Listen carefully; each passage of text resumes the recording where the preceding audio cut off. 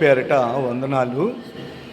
ప్రియమైన దైవజనమా, దేవుడు గొప్ప కార్యాలు చేస్తాడు.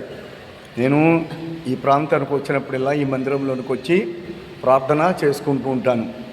అనేక మంది మంచికి వెళ్తూ ఉంటాను. ఈరోజు దేవుడు గొప్ప కార్యం చేశాడు. ఎందుకనంటే రోమాపత్రిక 8వ అధ్యాయం 3వ వచనంలో ఏమని తెలివిస్తుంది? ఆయన ఆత్మ మనల్ని నడిపిస్తుందంట. ఆయన ఆత్మ కార్యాలు జరిగిస్తుందంట. మాట్లాడేది మీరు కాదు, నేనే మీలో నుండి మాట్లాడతానన్నాడు. ఈరోజు ఖచ్చితంగా జరిగింది. అసలు నేను అనుకోలేదు. నా వెనుకున్నటువంటి దైవజనుడు మరి నన్ను రమ్మని పిలిచినప్పుడు నేను వచ్చాను. ఇద్దరం కలిసి అనుకోకుండా మార్కెట్కి వైపు వెళ్ళాం. మందిరం యొక్క యూనిట్లు బాగు చేయించాలని వచ్చాడు. అంటే ఈ దైవజనుడి పేరు యేసేబు. అతను రిపేర్ చేస్తుండగా దేవుని ఆత్మ నాలో ఉండి మాట్లాడుతుంది. ఆ రిపేర్ చేసే మెకానికర్తో వాక్యం చెప్పొచ్చు కదా, సువార్త ప్రకటించవచ్చు కదా, సువార్త ప్రకటించు, చెప్పు అని దేవుని ఆత్మ నాలో నుండి హెచ్చరిస్తున్నప్పుడు అదే నేను గొప్పతనం అంటున్నాను. కారణం ఏంటంటే మనము చెయ్యము పనులు దేవుని ఆత్మే మనలో నుండి జరిగిస్తుంది. ఆయనకి చెప్పాను, అయ్యా రక్షణ గురించి వాక్యము చెప్పి, పరిశుద్ధుడు దేవుడంటే ఎవరు? పరిశుద్ధుడు రక్షకుడు. ఈ లోకములు మానవునికి రక్షణ ఎక్కడ దొరుకుతుందో తెలుసా? యేసుక్రీస్తు నామములోనే రక్షణ. రక్షణ లేకుండా మనం చనిపోయామనుకో పాతాళానికి వెళ్ళిపోతాం. ఎన్ని చేసినా కానీ మరి పాప పరిహారార్థం జరగాలన్నా, పాపము విముక్తి కావాలన్నా పరిశుద్ధ దేవుని రక్తం వల్లనే పాపమునకు విముక్తి అని చెప్పాను. తర్వాత వేద గ్రంథాలలో ఉన్న శ్లోకాలు కూడా చదివినిపించాను. ఈ దైవజనుడు రిపేర్ చేయించుకుంటున్నాడు యూనిట్. దేవుడు ఎంత గొప్పవాడండి! ఆయన ఎవరు మాకు తెలియదు. మెకానికర్తో మాట్లాడుతుంటే, అయ్యా మీరు చెప్పే మాటలు చాలా ఆసక్తికరంగా ఉన్నాయి, ఇంకా చెప్పండి, వాక్యం ఇంకా చెప్పండి, ఇంతవరకు మాకు సత్యం తెలియలేదు అంటే యేసు ప్రభువు పరిశుద్ధుడు, ఆయన దేవుడు ఆత్మస్వరూపి.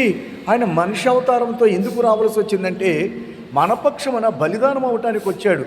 ఆయన తన ప్రాణమును, తన రక్తమును, తన శరీరమును బలిదానంగా పెట్టి క్రయధనమును చెల్లించి మనపై ఉన్నటువంటి పాపపు రుణమును తీర్చివేశాడు అని దేవునికి ఉండవలసిన లక్షణాలు ఏంటో చెప్పాను. దేవుడు అనగా పరిశుద్ధుడై ఉండాలి. కామకోద మదమత్సరములు దేవునికి ఉండకూడదు. దేవుడు అనగా ప్రేమాస్వరూపై ఉండాలి. దేవుడు ఆదరించువాడై ఉండాలి. చనిపోయి మరలా బ్రతకాలి. ప్రజల కొరకు తాను చనిపోయి మరలా బ్రతకాలి. ఆయన మరణమును పెట్టగలే అధికారం ఆయనకు ఉండాలి. మరణాన్ని వెనక్కి తీసుకునే అధికారం ఆయనకు ఉండాలి. కాబట్టి దేవుడు అద్భుతాలు సూచక్రియలు చేస్తాడు. కాబట్టి ఆయన ఎన్నో అద్భుతాలు చేశాడు. ఆయన నిజమైన దేవుడు, ఆయన రక్షకుడు. మనము పాపములోనే ఉండి చనిపోతే పాతాళానికి వెళ్ళిపోతాం. చాలామందికి ఈ విషయాలు తెలియట్లేదు. ఆ విషయాన్ని ఆ మెకానికర్ గారికి సువార్త ప్రకటించాను. సువార్త ప్రకటించినది నేను కాదు, నాలో ఉన్న దేవుని ఆత్మ. నేను అనుకున్నాను ఈ యూనిట్ బాగు చేసేదానికి ఒక 10 నిమిషాలు పడుతుంది అనుకున్నాను. అక్కడే కూర్చున్నాను అన్నమాట. కూర్చుని నా దేవుని ఆత్మ నాలో ఉండి ప్రేరేపిస్తుంది. నువ్వు మాట్లాడు, ఆయనను పలకరించు, దేవుని గురించి చెప్పు, రక్షణ గురించి చెప్పు, నిజదేవుడు ఎవరో చెప్పు, దేవుడంటే పరిశుద్ధుడు అన్న విషయం తెలియజేయి, ఆయన మరణమును ఓడించిన ప్రభువుని తెలియజేయమని పరిశుద్ధాత్మ శక్తి నాలో నుండి ప్రేరేపిస్తుంటే ఆయనను పలకరించి మెల్లమెల్లగా వాక్యాలు చెప్పడం జరిగింది. అరగంట స్వార్థ ప్రకటించాను. అరగంట కాదండి, గంట అయిపోయింది. ఆయన చాలా జాగ్రత్తగా విన్నాడు. పాపం ఆ షాప్ అయిన చూసారా, ఈయనే యేసేబు అంటే ఈయనే. ఈ ప్రాంతం వచ్చినప్పుడల్లా నాకెంతో సహకారిగా ఉంటాడు. అలాగే బావగారు ఉన్నాడు మాకు, ఆయన, మా చెల్లి ఉంది సుజాతమ్మ, ఇంకా చాలామంది నన్ను ఆదరిస్తూ ఉంటారన్నమాట. నేను పరిచయం అయిపోయిన తర్వాత మందిరంలోకి వచ్చి ప్రార్థన చేసుకుంటాను. కాబట్టి ఈరోజు ఈ అద్భుతము పరిశుద్ధాత్మ దేవుడు మాలో నుండి జరిగించాడు. ఈరోజు ఏమీ పని లేదు, ఖాళీగానే ఉన్నాము. సరే మార్కెట్కి వచ్చి మనం అవసరమైతే రిజర్వేషన్ చేయించుకుని వెళ్ళిపోదామన్నట్టు వచ్చానమాట. కాబట్టి దేవుడు తన పని తను చేసుకున్నాడు, మాలో నుండి మాట్లాడాడు. అసలు నేను ఊహించలేదండి అక్కడ స్వార్థ ప్రకటిస్తానని, ఆ వ్యక్తికి స్వార్థను ప్రకటిస్తానని చెప్పని అనుకోలేదు అసలు నేను. పరిశుద్ధాత్మ దేవుడు మనలో నుండి గొప్ప కార్యాలు చేసుకుంటూ ఉంటాడు.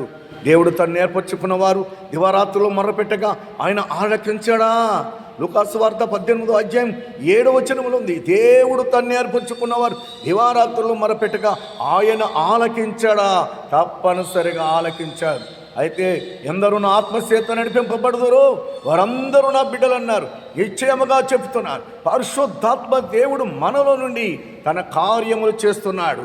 పరిశుద్ధాత్మ దేవుడు మనలో నుండి మాట్లాడుతున్నాడు. పరిశుద్ధాత్మ దేవుడు మనలో నుండి నడిపిస్తున్నాడు. పరిశుద్ధాత్మ దేవుడు మనలో నుండి ఎరగని వ్యక్తితో మరి సంబంధ భావాలు, ప్రేమ భావము, ఇంకా సహవాసాన్ని కలిగిస్తున్నాడు.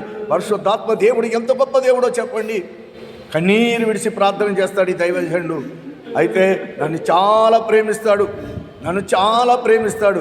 ఆయన చర్చి యూనిట్లు బాగు చేయించడానికని షాప్ దగ్గర తీసుకొచ్చాడు. ఆ షాప్ దగ్గర కూర్చున్నప్పుడు తెలియకుండానే సువార్త ప్రకటించాం. ఆ షాపు యజమానికి తెలియకుండానే సువార్తను ప్రకటించామండి. ఇదేనండి దేవుని పరిశుద్ధాత్మ చేసే పనులు. చూసారా, అలాగా కొన్నిసార్లు దేవుడే, ఆయన ఆత్మే మన చేత సువార్త పని జరిగించుకుంటాడు. కాబట్టి ఆత్మ లేని వారు నా వారు కాదని ప్రభు చెప్పేశాడు. అందరూ అంతటా దేవుని ఆత్మ పొందాలని, ఇది రాకడి కాలమని, ఇదిగో సమీపంగా ఉంది ప్రభు యొక్క రెండవ రాకడ. యేసు నామములో మనమందరము కన్నీరు విడిచి ప్రార్థన చేద్దాం. ఆమేన్, ఆమేన్.